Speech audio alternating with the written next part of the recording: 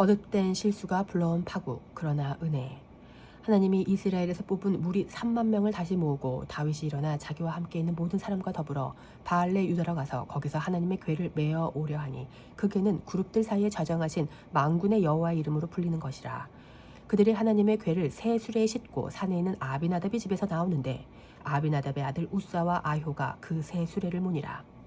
그들이 산에 있는 아비나답의 집에서 하나님의 궤를 싣고 나올 때에 아효는 궤 앞에서 가고 다윗과 이스라엘 온 족속은 잣나무로 만든 여러 가지 악기와 수금과 비파와 소고와 양금과 제금으로 여호와 앞에서 연주하더라. 그들이 나곤의 타작마당에 이르러서는 소들이 띠므로 우사가 손을 들어 하나님의 궤를 붙들었더니 여호와 하나님이 우사가 잘못함으로 말미암아 진노하사 그를 그곳에서 치시니 그가 거기 하나님 궤 곁에서 죽으니라. 여호와께서 우사를 치심으로 다윗이 분하여 그곳을 베레스 우사라 부르니 그 이름이 오늘까지 이르니라. 다윗이 그날에 여호와를 두려워하여 이르되 여호와의 궤가 어찌 내게로 오리요 하고 다윗이 여호와의 궤를 옮겨 다윗 성 자기에게로 메어가기를 즐겨하지 아니하고 가드 사람 오베네돔의 집으로 메어간지라. 여호와의 궤가 가드 사람 오베네돔의 집에 석 달을 있었는데 여호와께서 오베네돔과 그의 온 집에 복을 주시니라. 사무엘하 6장 1에서 11절 말씀. 다윗이 3만 명을 뽑았습니다. 다시 모았다는 말에 주목해 보십시오. 다시 모았다는 말은 그 전에 어떤 일로 인해 모았다가 이번에 또 다른 일로 인해 재차 모았다는 뜻입니다. 그렇다면 그 전에 어떤 일은 무엇입니까? 블레셋과의 전쟁입니다. 성경에 구체적으로 이야기하고 있지는 않지만 아마 그 전에 전쟁을 위해 뽑았던 것과 마찬가지로 무리를 모았을 것입니다. 이 무리를 왜 모았는지 2절에서 확인해 보십시다. 다윗이 일어나 자기와 함께 있는 모든 사람과 더불어 바알레 유다로 가서 거기서 하나님의 궤를 메어 오려 하니 그 궤는 그룹들 사이에 좌정하신 만군의 여호와의 이름으로 불리는 것이라. 사무엘하 6장 2절 말씀. 다윗은 하나님의 궤를 메어 오기 위해서 3만 명을 뽑아서 모았습니다. 이것은 귀한 일이었지만 여기서 다윗이 실수한 일들이 엿보입니다. 이 일에는 이스라엘 지도자들의 실수도 얽혀 있습니다. 그 실수의 이야기들을 하나씩 해보고자 합니다. 먼저 사울의 실수입니다. 사울의 실수, 잊혀진 언약궤. 다윗이 메어오려는 하나님의 궤는 어디에 있었습니까? 기억하시겠지만 성경을 열어 확인해 보시겠습니다. 블레셋 사람들이 이스라엘에 대하여 전열을 벌이니라. 그 둘이 싸우다가 이스라엘이 블레셋 사람들 앞에서 패하여 그들에게 전쟁에서 죽임을 당한 군사가 4,000명가량이라. 백성이 진영으로 돌아오매 이스라엘 장로들이 이르되 여호와께서 어찌하여 우리에게 오늘 블레셋 사람들 앞에서 패하게 하셨는고 언약궤 여호와의 언약궤를 실로에서 우리에게로 가져다가 우리 중에 있게 하여 그것으로 우리를 우리 원수들의 손에서 구원하게 하자 하니 사무엘상 4장 2에서 3절 말씀. 이 말씀은 사울이 왕이 되기 한참 전이며 사무엘이 사사가 되기도 전인 엘리 대제사장 때의 이야기입니다. 이때 블레셋과의 전쟁에서 이스라엘이 불리해지자 실로에 있던 언약궤를 전쟁터로 가져왔던 것입니다. 전쟁터에 하나님의 언약궤가 임했을 때 이스라엘 백성들은 그 하나님의 임재 앞에 하나님의 임재라고 할 수 있는지 모르겠지만 엄청 흥분했습니다. 그리고 그 모습을 보는 블레셋 군대도 매우 두려워했습니다. 그런데 결과는 어떻습니까? 10절 보십시오. 블레셋 사람들이 쳤더니 이스라엘이 패하여 각기 장막으로 도망하였고 살육이 심히 커서 이스라엘 보병에 엎드려진 자가 3만 명이었으며 사무엘상 4장 10절 말씀. 그 전에 언약궤 없이 패했을 때는 4,000명이 죽었는데 하나님의 임재의 상징이 그 언약궤와 함께 싸웠더니 3만 명이 죽었답니다. 놀랍지 않습니까? 하나님과 함께하면 대승해야 하는데 대패한 것입니다. 하나님을 이용하려는 자는 그분의 언약궤와 함께 있어도 패배합니다. 그리고 심지어 그 언약궤까지 빼앗기는 수모를 당합니다. 빼앗긴 언약궤는 돌고 돕니다. 다곤 신당에 언약궤를 두었는데 다곤 신상이 엎어져 모가지와 두 손목이 부러진 채 몸뚱아리만 굴러다닌 이야기도 여기 나옵니다. 돌고 돌던 언약궤는 결국 어디로 갔습니까? 7장 1절을 보십시오. 기럇 여아림 사람들이 와서 여호와의 궤를 옮겨 산에 사는 아비나답의 집에 들여놓고 그의 아들 엘리아사를 거룩하게 구별하여 여호와의 궤를 지키게 하였더니 사무엘상 7장 1절 말씀. 언약궤는 기럇 여아림 사람들을 통해 산에 사는 아비나답의 집에 보관됩니다. 2절 말씀을 보시면 20년 동안 거기에 오래 있었다고 합니다. 정확한 기간은 아니지만 이 말씀을 근거로 해서 적어도 20년은 여호와의 궤가 산에 있는 아비나답의 집에 있었다고 추정할 수 있습니다. 그럼 그동안 이스라엘에는 어떤 일이 있었습니까? 그 시기는 이스라엘의 제1대 왕 사울이 통치하고 있던 때가 아닙니까? 사울은 통치 기간 내내 언약궤를 안 찾고 대체 무엇을 했단 말입니까? 자기의 왕권에만 관심을 쏟았던 사울이기에 여호와의 임재의 상징인 그 궤를 찾지 않았던 것은 어쩌면 당연한 일인지도 모르겠습니다. 사울은 자신의 현재에만 관심이 있었습니다. 자기밖에 몰랐던 그의 머릿속에는 온통 다윗을 잡아 죽일 생각밖에 없었습니다. 하나님을 모실 생각은 안 하고 자기 왕권을 강화할 궁리만 했던 것입니다. 하나님을 이용하기는 했지만 하나님과 함께할 생각은 하지 않은 이것이 사울의 실수였습니다. 반면에 다윗의 경우는 자기가 온 이스라엘의 임금이 되고 블레셋과의 전쟁에서 승리하자 하나님의 임재, 하나님의 언약궤를 찾아올 생각을 한 것입니다. 여기에 한 가지 메시지가 있습니다. 사람이 자기의 현재에만 관심을 쏟으면 하나님의 임재에는 무관심해집니다. 여러분은 거울과 성경 중 무엇을 더 많이 보십니까? 하루 24시간 중 과연 나는 나를 볼 수 있는 거울을 많이 보는가? 아니면 하나님을 뵐 수 있는 성소를 많이 보는가? 스스로 한번 대답해 보시기 바랍니다. 이건 반박할 수 없는 증거입니다. 내가 하나님께 관심이 있다면 그 하나님을 찾겠지만 나에게 관심이 있다면 어떻게든 나를 보고 싶어 할 것입니다. 심지어 우리는 성경 속에서도 나를 보려 합니다. 아닙니다. 여러분, 하나님을 더욱 사모하시기를 축복합니다. 성경을 통해 자신을 계시해 주신 하나님을 보십시다. 스스로의 모습을 보면 자족이 안 되고 원망만 나옵니다. 이럴 때 우리 기도는 하나님께 떼쓰기가 됩니다. 하나님, 내 눈 보세요. 내 코, 내 머리카락 좀 보세요. 내 형편을 보세요. 내 인생 좀 풀리게 해주세요. 이것이 우리의 기도라면 되겠습니까? 하나님을 먼저 보시고 그 다음에 자신을 보시기를 축복합니다.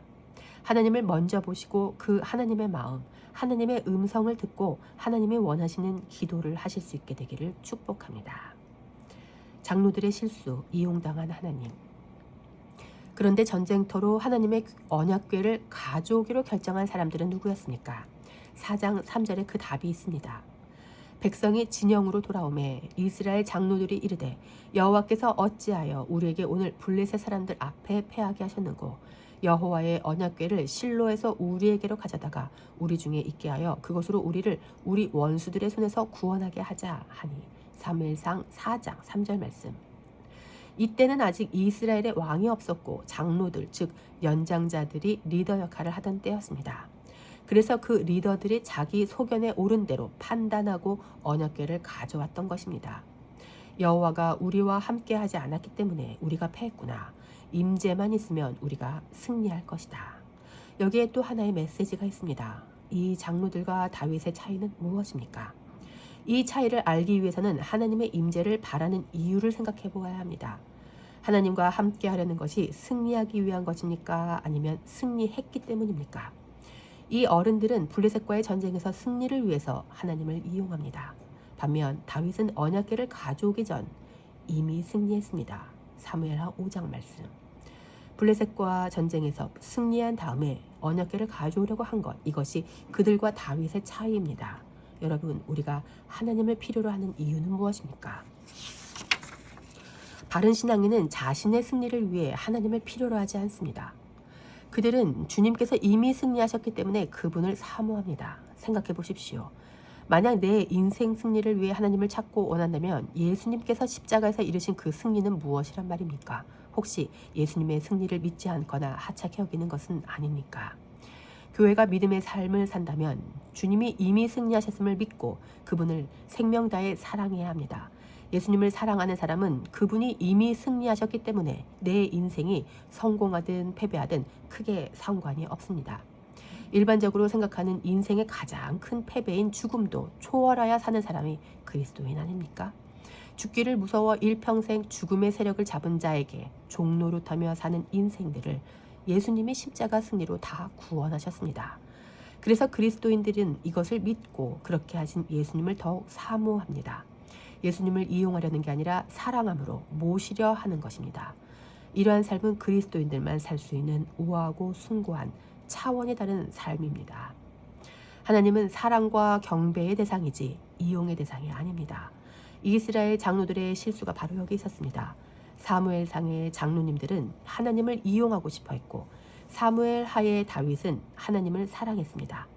다윗은 이미 승리를 주신 하나님을 사랑해서 그분의 언약궤를 모시고 오려고 했던 것입니다. 피차 그렇게 하나님과 관계하실 수 있기를 축복합니다. 다윗이 여기까지는 참 좋았습니다. 그런데 안타깝게도 다윗도 실수를 합니다. 실수의 시작, 말씀이 아닌 자기 힘으로. 다윗이 사람 3만 명을 모았습니다. 이 3만 명은 아마도 군대였을 것으로 추측할 수 있습니다. 전쟁에 능한 자였던 다윗이 전쟁 승리의 여운이 있는 상태에서 다시 모았으니 말입니다. 사실 언약궤에 여호와의 언약궤를 옮기는 데는 군인이 아니라 제사장들, 레위인들이 필요합니다. 군인들은 그렇게 많이 모을 필요가 없습니다. 그렇다면 우리 다윗이 왜 그랬을까요? 어쩌면 그 3만 명으로 자기를 보호하고 싶었을 수도 있고 또 어쩌면 자기를 과시하고 싶었을지도 모르겠습니다.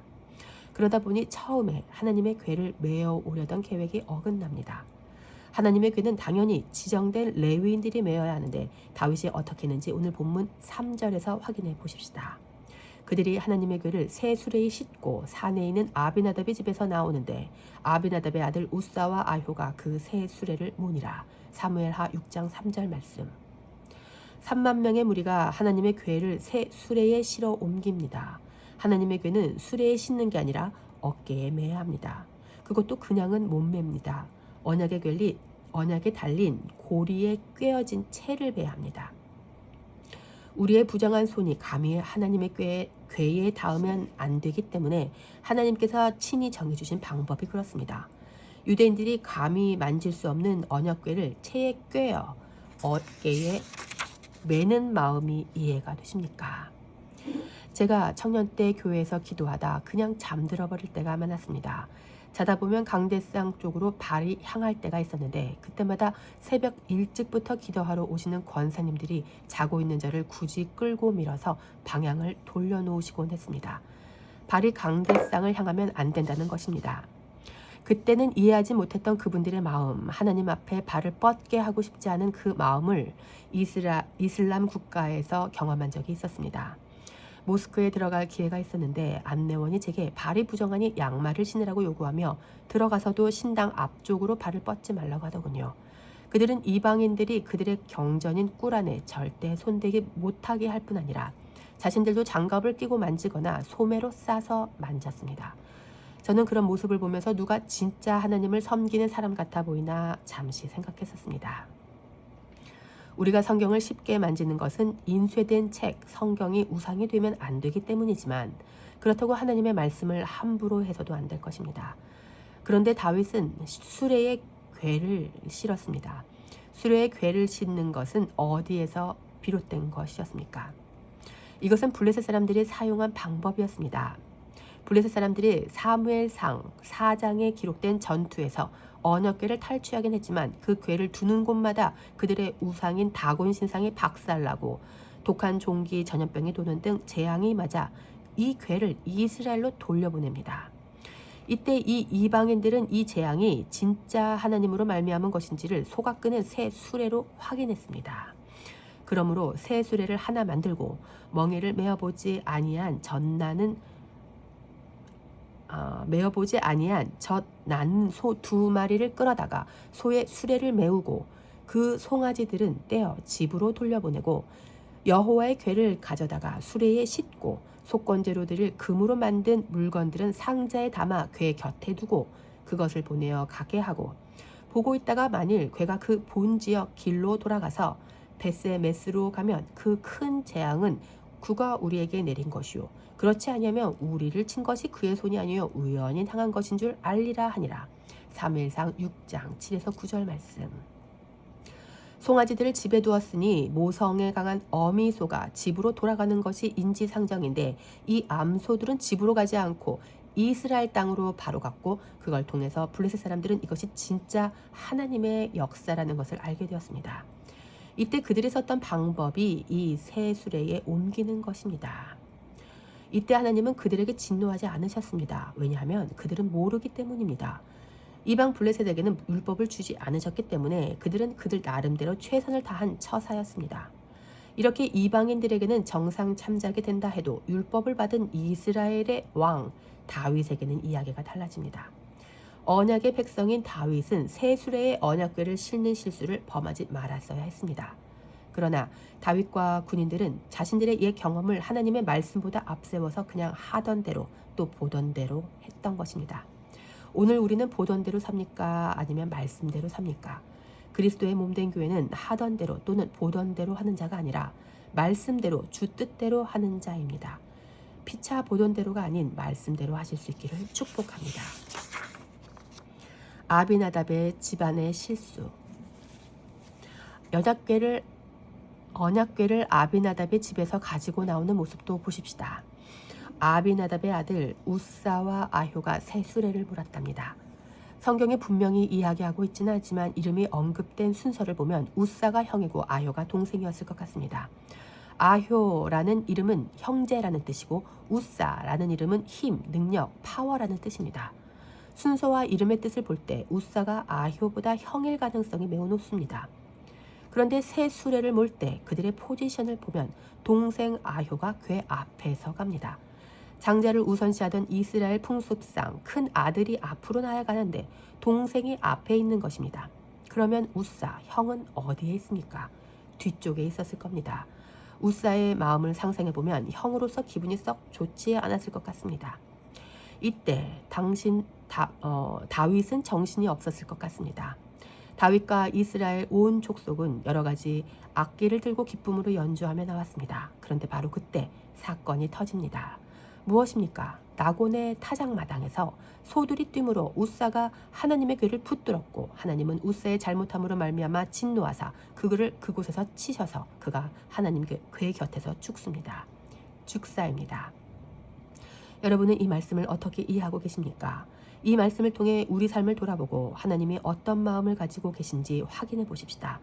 말씀을 자세히 읽어보면 여러 가지 실수들이 보입니다. 첫 번째 실수는 아비나답의 실수입니다. 아비나답의 이름은 히브리어 아브와 나다브의 합성입니다. 나다브는 간대함의 뜻이 있고 재촉하다는 뜻이 있습니다. 아브는 아버지라는 뜻입니다. 따라서 아비나답은 관대함의 아버지라는 뜻도 되지만 정반대로 재촉하는 아버지라는 뜻도 됩니다. 그런데 이분이 어떤 잘못을 했습니까? 추론해보자면 아비나답의 집에 하나님의 임재, 하나님의 궤가 무려 20년 이상 머물러 있었습니다. 아비나답의 어깨가 좀 올라가지 않았겠습니까? 인지상정입니다. 어마어마한 프라이드를 가지고 나는 비록 산에 살지만 하나님의 언약궤가 내 집에 이 오랜 세월 머물러 있었고 이 궤를 나만 컨트롤할 수 있으니 하나님의 임재를 컨트롤하는 유일한 사람이 나뿐이라며 엄청나게 마음이 높아지지 않았겠냐는 말입니다. 그런데 설상가상으로 그 집에 다윗 왕과 3만 명이 몰려옵니다. 산에 사는 사람들이 정말 놀랐을 것입니다. 이 일로 인하여 아비나답이 그 마을에서 더욱 주목을 받으며 매우 높아지지 않았겠습니까? 아비나답은 언약궤에 대한 자기 지분을 심적으로 주장했을 가능성이 높습니다. 마음이 높아질 수밖에 없는 상황이었습니다. 결국 이 높은 마음이 아비나답을 실수로 이끈 것은 아닐까 추측해봅니다. 원래 하나님의 언약궤를 만질 수 있는 사람과 맬 수 있는 사람은 따로 정해져 있습니다. 제사장 아론의 자손은 만질 수 있고 덮을 수 있습니다. 그리고 레위의 세 아들 게르솜, 무라리, 고앗 중 고앗의 자손이 매는 역할을 맡았습니다. 성경은 우사와 아효가 고앗 자손이라고 말씀하지 않습니다. 고앗이면 궤를 운반하는데 적격이니 감사할 일이지만 고앗이라고 해도 채를 어깨에 매지 않고 수레에 실었으니 문제입니다. 잘못되었습니다. 그런데 더 원초적인 문제는 아비나답에게 있습니다. 아버지로서 이런 부분에 대해 잘 가르쳐 주었다면 이런 불상사는 없었을 수도 있었습니다. 자녀의 실수는 곧 아버지의 실수입니다. 더 나아가 그는 다윗과 함께 온 사람들 중 레위인들로 말미암지 않고 자기 자식들을 앞세웠습니다. 아비나답의 엄청난 실수입니다. 아버지로서 이 자리를 통해 자기 자식도 한 자리 차지하게 하고 사람들에게 자식을 내세워 자랑하고픈 마음 둘 수 있지 않겠습니까? 그런데 아버지의 부성애보다 우선시 되어야 하는 것은 하나님의 말씀입니다. 하나님의 말씀보다 아버지의 부성애가 앞설 수가 없습니다. 아버지 되시는 분들 잘 들으십시다. 내 자식이 하나님의 말씀보다 우선되면 자식에게 해롭습니다. 잘못된 부성에는 자식을 부숴버릴 수도 있습니다. 아비나답의 실수는 무엇입니까? 영적인 우월감과 하나님 말씀보다 자식을 우선으로 여기며 다음 세대에게 하나님의 말씀을 가르치지 않은 것입니다. 그러면 우사는 어떤 실수를 했습니까? 표면적으로 봤을 때 제일 많이 실수한 사람이 우사인 것 같습니다. 생각해보면 집에서 길러진 소는 날뛰는 동물이 아닙니다. 수레를 끄는 소가 뛰면 얼마나 뛰겠습니까? 또 소가 뛴다고 어느 개가 넘어질 것 같지는 않은데 우사는 왜 손을 뻗었습니까?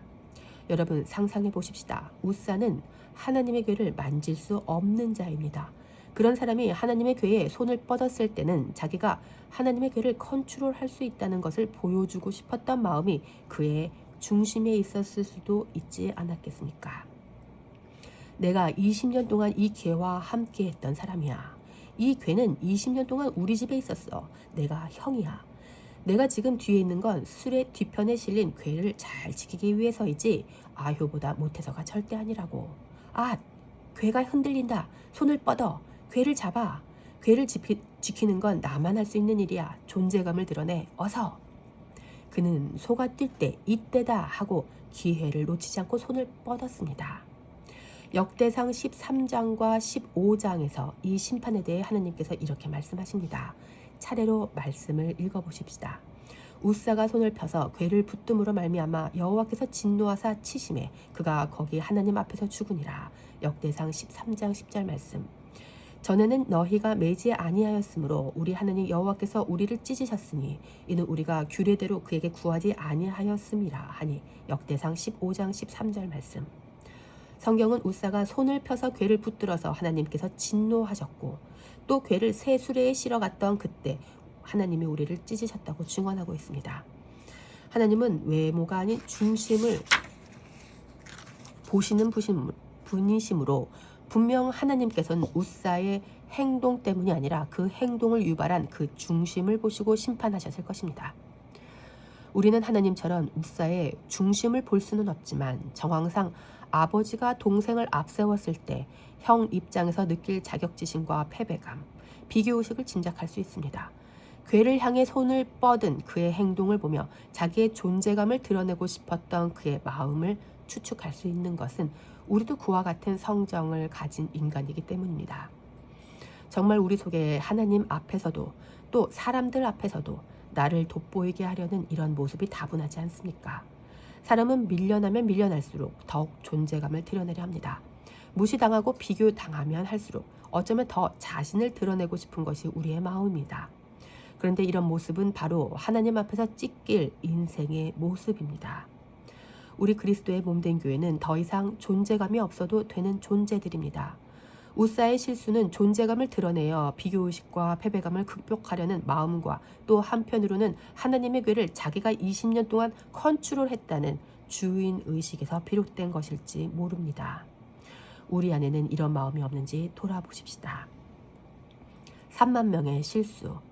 다윗이 뽑아 모은 3만 명도 실수했습니다. 그들의 실수는 무엇입니까? 혹시라도 그 3만 명 안에 레위 지파의 고앗 자손이 있었다면 왜 아무 말도 못했습니까? 하나님의 궤는 수레에 싣는 게 아니고 메고 가야 합니다. 이렇게 많은 군인들이 호위한다고 해서 하나님의 궤가 우리 가운데 오는 게 아닙니다. 제사장들과 고앗 자손이 한마디만 해줬으면 얼마나 좋았겠습니까? 다윗이 사람을 3만 명이나 모을 때 그들은 뭐하고 있었습니까? 만약에 고앗 자손이 다윗의 퍼스트 콜에 불리지 않아 3만 명 외에 제외가 되었다면 왕께 상소해서라도 왕이시여 언약궤를 운반하는 것은 말씀에 나온 대로 저희들이 해야 하는 일입니다 라고 말했어야 하는 것 아닙니까? 그러나 그들 가운데 하나님의 말씀대로 행하고자 하는 사람은 아무도 없었습니다. 3만 명이나 되는 사람 중에서 하나님의 뜻과 위배된다고 말해줄 수 있는 사람이 단 한 명도 없었던 것입니다. 실로 비참한 일이 아닐 수 없습니다. 지금도 이 땅에 예배당이 이렇게 많은데 하나님의 뜻과 위배될 때 외치는 자는 어디에 있습니까? 왜 다들 침묵하고 있는 것입니까? 아닌 것은 아니라고 말해줘야 하는데 모두가 꿀먹은 벙어리가 되어 있습니다. 오늘날 우리도 동일한 실수를 저지르고 있는 것입니다. 이스라엘 왕 다윗의 실수. 그러면 다윗은 어떤 실수를 했습니까? 다윗은 왕이기 때문에 모든 것이 다 다윗의 실수입니다. 모든 책임은 지도자인 다윗에게 있습니다.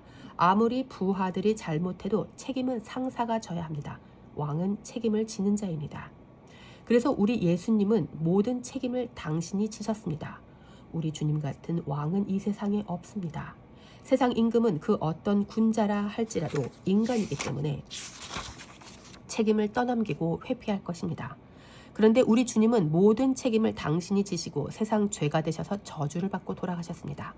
다윗은 처음부터 끝까지 이 모든 과정을 하나님의 말씀 안에서 하지 못했고 이를 맡은 각 사람들을 지휘하지 못했습니다. 이 모든 것이 다윗의 가장 큰 실수입니다.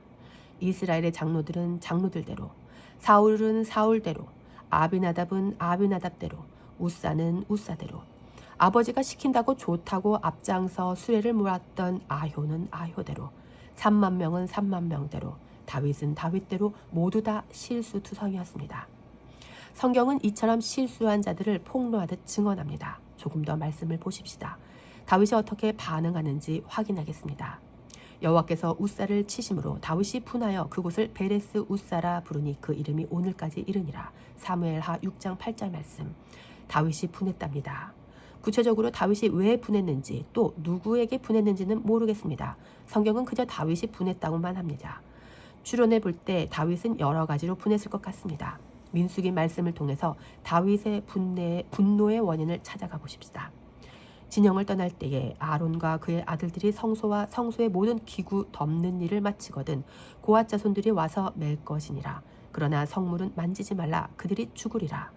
회막 물건 중에서 이것들은 고앗 자손이 맬 것이며 제사장 아론의 아들 엘르아살이 맡을 것은 등유와 태우는 향과 항상 드리는 소제물과 관유이며 또 장막 전체와 그 중에 있는 모든 것과 성소와 그 모든 기구니라.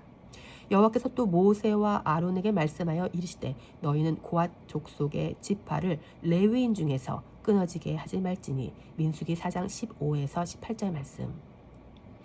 아론의 자손들이 성소의 기구 덮는 일을 합니다. 그러면 고앗 자손들이 와서 덮어진 성물을 맵니다. 고앗 자손은 성소와 성물을 만질 수는 없습니다. 만지면 그들은 죽습니다. 그래서 18절에서 고앗 자손이 죽게 하지 말라고 명령하신 것입니다. 만지면 죽으니 만지지 말라고 잘 가르치라는 말입니다. 19절도 보십시다. 그들이 지성물에 접근할 때에 그들의 생명을 보존하고 죽지 않게 하기 위하여 이같이 하라. 아론과 그의 아들들이 들어가서 각 사람에게 그가 할 일과 그가 맬 것을 지휘하게 할지니라. 민수기 4장 19절 말씀. 무엇입니까? 고앗 자손이 살기 위해서는 지휘자가 있어야 합니다. 우리가 사는 일상에서도 지휘자가 필요합니다. 지휘자가 없으면 사람이 죽습니다. 우리 삶의 지휘자는 누구십니까? 하나님만이, 말씀만이 우리의 지휘자가 되십니다. 그래서 하나님께서 살리기 위해 아론의 자손들의 손으로 덮은 지성물을 고앗 자손이 매는 거라고 가르쳐 주신 것입니다. 고앗 자손이 죽으면 누가 성물을 맵니까? 고앗에게는 해야 할 일이 있습니다. 반드시 살아야 할 이유가 있는 것입니다. 우리도 마찬가지입니다. 우리는 왜 살아야 합니까? 우리가 해야 될 일이 있기 때문입니다. 아론 자손이 해야 될 일이 있었던 것처럼 저도 제가 해야 될 일이 있고 여러분도 여러분이 해야 하실 일이 있는데 덜컥 죽어버리면 누가 그 일을 합니까? 못합니다. 한 조각이라도 없으면 퍼즐은 미완성입니다. 그런 면에서 여러분 오래오래 사시기를 축복합니다. 그러기 위해서 누군가는 지휘를 해줘야 합니다. 다윗이 지휘자가 없어 분이 났을 것이라는 제 해석에 동의가 되십니까? 아론의 자손, 제사장들은 언약궤를 옮기는 일에 지휘를 잘 했어야 했습니다. 아니 다른 누구보다 왕인 다윗 자신이 책임지고 진두 지휘를 했어야 했습니다. 그런데 다윗은 3만 명의 군인들을 뽑는 일에만 정신이 팔려 있었습니다. 자기가 왕인데 이 좋은 날 자기 눈앞에서 사람이 죽었으니 책임을 다하지 못한 스스로가 얼마나 미웠겠습니까? 그리고 또 자기에게 한마디도 조언하지 않은 부하들에게 또 분노했을 수 있습니다. 하나 더 상상할 수 있는 것은 하나님께 대하여 감히 분했지 않았을까 하는 것입니다. 저는 이 세 번째 질문은 물음표로 남겨뒀습니다. 섣불리 생각하면 다윗이 하나님께 분했을 수도 있지만 아닐 수도 있지 않습니까? 그래서 저는 다윗이 자기 때문에 지휘자가 없음으로 인하여 분노했을 것이라고 결론을 내렸습니다. 다윗은 그 장소를 베레스 우사라고 부릅니다. 앞에서 히브리어 우사의 뜻이 능력, 파워, 힘이라고 말씀드렸습니다. 베레스는 치다라는 뜻입니다. 따라서 베레스 우사는 능력을 치다, 힘을 치다라는 뜻이 됩니다. 다윗은 3만 명을 거느리고 힘을 과시하며 궤를 옮기러 갔고 우사 역시 자기 손의 능력으로 이 궤를 컨트롤할 수 있다는 생각에 손을 뻗었습니다. 그런데 하나님은 그 능력을 쳐버리셨습니다. 그것이 바로 베레스 우사입니다. 하나님의 임재는 사람이 많다고 끌어올 수도 없고 과거의 경험에 따라 오늘 또 당겨올 수도 없습니다. 내가 손을 뻗는다 해도 그분을 부르거나 막을 수 없습니다. 우리가 손을 뻗을 수 있는 것도 그분의 은혜입니다. 전적인 은혜가 주님의 임재를 가져오는 것입니다. 내 힘으로 살면 결국 베레스 우사가 됩니다. 여러분, 기도 응답의 조건은 기도가 아닙니다. 어떤 사람은 기도도 힘이 됩니다. 기도를 오래 많이 하면 응답이 됩니까? 세게 하면 응답이 됩니까? 기도 응답의 조건은 전적인 하나님의 은혜입니다. 내가 기도해서 응답받는 게 아니라 주님의 은혜를 주시기 때문에 기도 응답이 되는 거란 말입니다. 사람이 착각을 하면 내가 기도해서 응답받았다고 합니다. 그래서 간증이랍시고 하는 것이 하나님이 드러나는 것이 아니라 내가 얼마나 기도를 많이 했는지가 드러납니다. 여러분, 그 힘, 그 능력이 하나님이 다윗 정신 차려 하시며 다 쳐버리십니다. 하나님만을 힘으로 믿고 사십시다. 안 그러면 베레스 우사 됩니다. 이방 땅 종의 집으로. 그래서 성경은 그날에 다윗이 여호와를 두려워했다고 증언하십니다. 분노했다가 두려워하는 게 말이 안 되는 것 같지만 하나님의 천해짐을 경험한 다윗은 두려웠습니다. 다윗은 하나님이 두려워 여호와의 궤를 옮겨 가드 사람 오베네돔의 집으로 메어갑니다.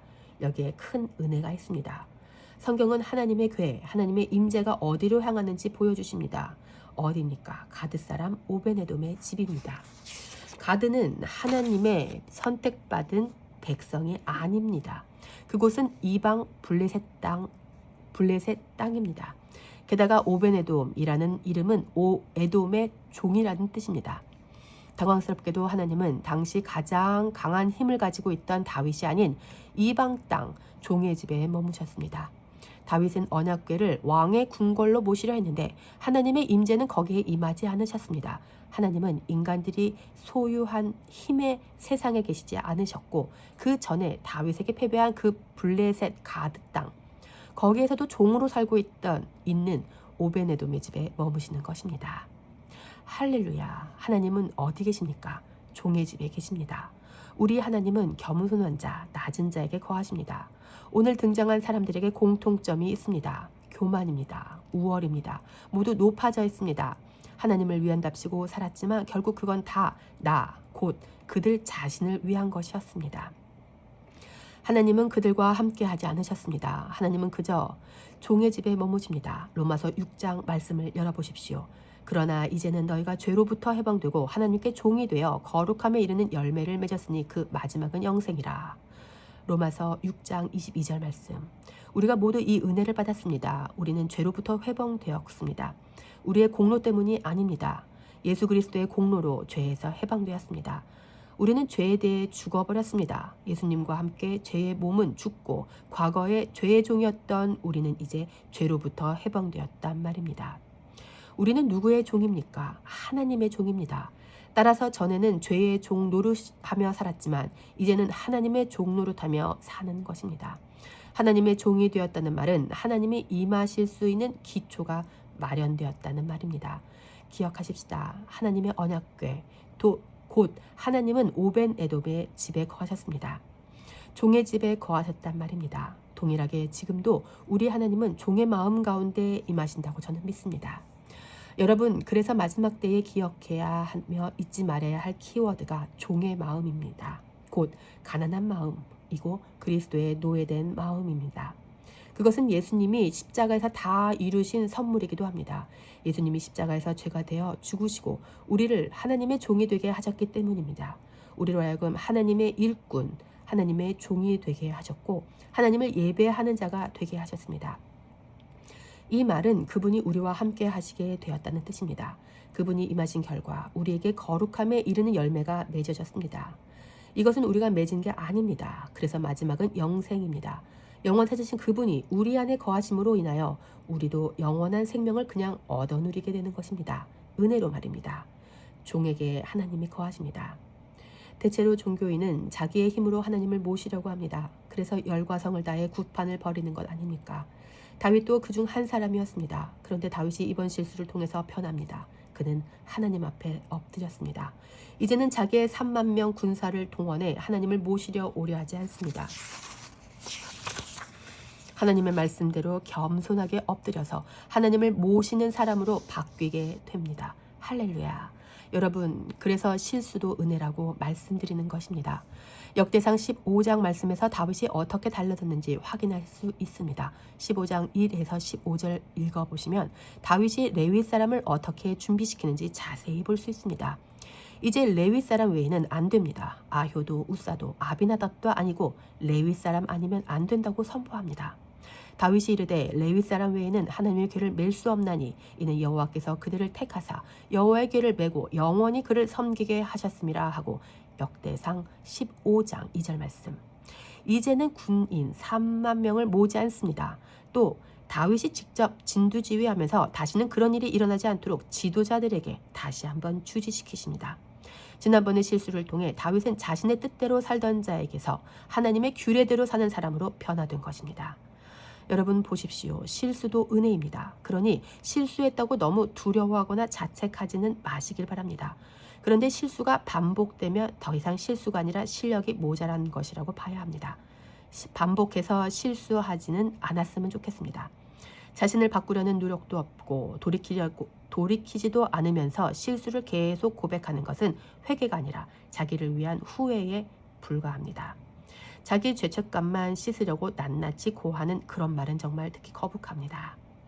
다윗은 하나님 앞에서 실수했지만 실수했던 부분들을 수정하여 하나님의 언약궤를 메고 왔습니다. 이때 에봇이 들썩들썩하며 춤을 춥니다.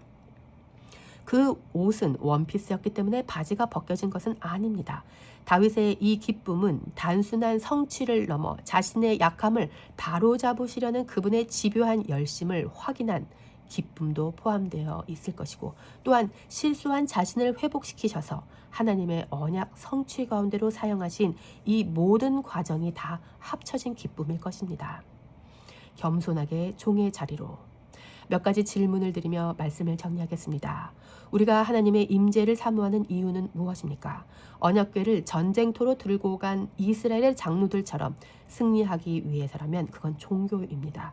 다른 종교인들도 자신의 승리를 위해서 신들에게 달려갑니다. 그런데 우리 그리스도교는 정반대입니다. 우리는 하나님을 대적하던 원수들에게 승리하신 주님이 찾아오셔서 건져내 주신 사람들이기 때문입니다. 그래서 한 번도 순수한 마음으로 구한 적 없는 우리가 이제는 하나님을 있는 그대로 사랑하며 그분만 사모하며 구하게 하셨습니다. 하나님은 그래서 이용의 대상이 아니라 사랑의 대상이 되십니다. 이스라엘 장로들은 여기서 실수했습니다. 이스라엘 장로들은 하나님의 임재를 자기를 위해서 이용하려고 했습니다. 여러분, 이제 피차 이런 실수하지 않으시기를 축복합니다. 사울은 어떤 실수를 했습니까? 사울은 자신의 존재 유지를 위해 하나님의 임재와는 상관없는 삶을 살았습니다. 자신의 현재의 문제 때문에 하나님의 임재는 신경도 쓰지 않고 살았습니다. 자신의 문제에만 집중하는 자는 하나님의 임재와는 상관없는 삶을 삽니다. 여러분, 피차 이런 실수가 없기를 축복합니다. 아비나답은 어떤 실수를 했습니까? 아버지로서 신앙 교육을 잘 못했습니다. 아버지로서 자기의 자식이 우선이었습니다. 아닙니다. 그리스도의 몸된 교회는 무엇보다 하나님이 우선되어야 될 줄로 믿습니다. 우사와 아효는 자녀로서 무엇을 실수했습니까? 비교의식과 우월함, 그리고 자기의 존재감을 드러내고자 하는 마음들이 있었습니다. 이 마음은 우리 모두에게도 다 있지 않습니까? 우리도 이 마음 때문에 매번 실수합니다. 이제 더 이상 존재감 때문에 살지 말고 살아계신 예수 그리스도 그 존재로 인해서 살아가십시다. 다윗이 모은 3만 명은 무엇을 실수했습니까? 수많은 사람들이 있었는데도 불구하고 거기서 다윗의 잘못됨을 말하는 사람이 하나도 없었습니다. 하나님이 그렇게 말씀하시지 않았습니다. 하나님의 언약궤는 군대의 힘으로 모셔올 수 없습니다. 레위인과 아론의 자손이 해야 합니다. 라고 외치는 사람이 없었습니다. 그러나 저와 여러분은 이 마지막 때 하나님의 말씀대로 살고자 몸부림치는 한 사람이었으면 좋겠습니다. 아닌 것은 아니라고 다수의 군중 앞에서도 하나님의 말씀을 증거할 수 있는 자로 사실 수 있기를 축복합니다. 다윗이 했던 실수는 무엇입니까? 자기가 지도자인데 사람을 죽게 했습니다. 지도력의 부재와 하나님의 말씀의 부재, 결국 그로 인해 하나님께서 진노하셨고 사람이 죽었습니다. 그런데 과연 어느 누가 이런 실수에서 자유로울 수 있겠습니까? 그러나 은혜는 이와 같이 성경에 기록된 과오들을 통해 우리는 지금도 배우고 있고 또 아직 기회가 있다는 것입니다. 피차 오늘의 이 말씀을 통해 이제 이런 실수들이 우리 삶에서 끊어질 수 있게 되기를 축복합니다. 결국 하나님의 궤, 하나님의 임재는 이방의 가드 땅 종의 집 오벤 에돔의 집에 머무셨습니다. 자신의 힘으로 사는 자는 결국 베레스 우사 하나님께서 치십니다. 하나님은 힘없고 무능한 종에게 임하셨습니다. 하나님이 우리를 주의 종 되게 하셨습니다. 이것이 얼마나 큰 은혜입니까? 이것은 풀타임 사역자들에게도 에만 국한된 말이 아닙니다. 모든 그리스도와 연합된 자들은 그리스도의 노예인 줄로 믿습니다. 그래서 우리가 그분의 종이라면 오늘도 하나님은 우리와 함께 하실 것입니다. 속지 마십시오. 높아지려는 마음이 들 때 그것이 원수가 원하는 것임을 깨닫고 더욱 낮아져서 겸손하게 주님으로 말미암아 주님을 모시고 사십시다. 가난한 마음, 종의 마음, 예수 그리스도와 연합된 마음을 가진 자만이 하나님의 임재 가운데 살아갈 수 있음을 기억하며 무익한 종으로 살아갈 수 있게 되시기를 예수 그리스도의 이름으로 축복합니다.